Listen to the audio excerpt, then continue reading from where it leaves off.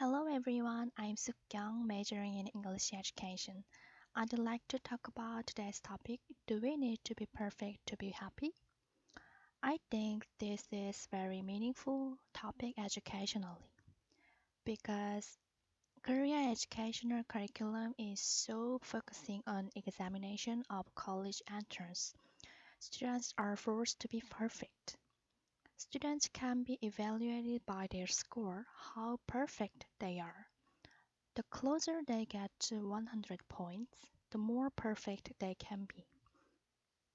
But in real life, perfection doesn't exist. So I'm worried that students who are accustomed to pursue perfection still want to be perfect in their life and get frustrated because of that.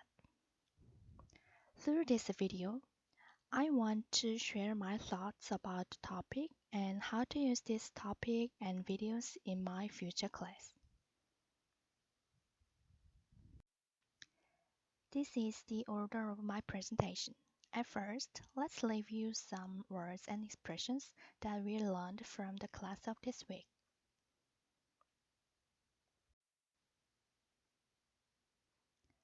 High-end means relating to products or services that are more expensive and of better quality than other products of the same type. Its meaning is similar with the meaning of upscale and fancy. Kindred spirit means someone who thinks and feels the way you do. It has similar meaning with see eye to eye. We can use not on my watch when we want to insist that I don't have any responsibility for their happening. The meaning of down to earth is like humble and modest. Next, let me speak of advantages and disadvantages of perfectionist. As mentioned before in the second video, perfectionists can be motivated relentlessly. They don't need to find something for motivation. The perfectionism makes them try and try all the time.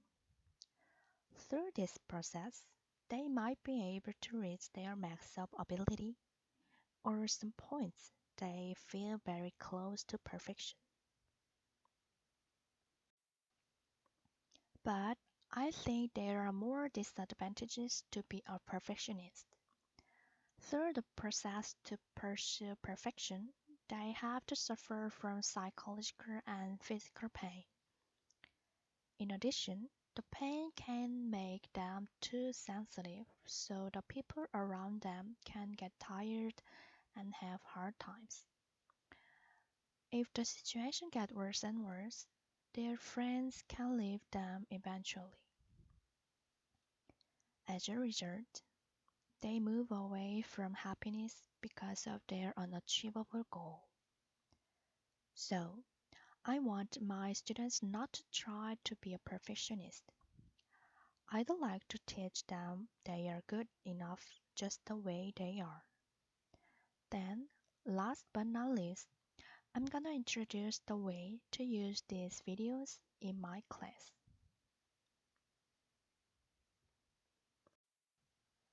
After watching these videos together, I will ask students to write down their weakness anonymously that they want to correct the most. Then, I will put them in a box and randomly take one and read it. Next, I'm going to ask students to imagine some people who have this characteristic and say their strength. For instance, if I take a paper with timid, then students can imagine timid people and their strength, like they may be considerate, or they seem to try not to hurt other people's feelings. Actually, I did this activity when I participated in group counseling last year in campus. After this activity, I could realize that if I changed my perspective, the weakness that I thought could be the strength and I could be happier than before. So, I want to teach my students this lesson, and I believe realizing this can make them more free and comfortable.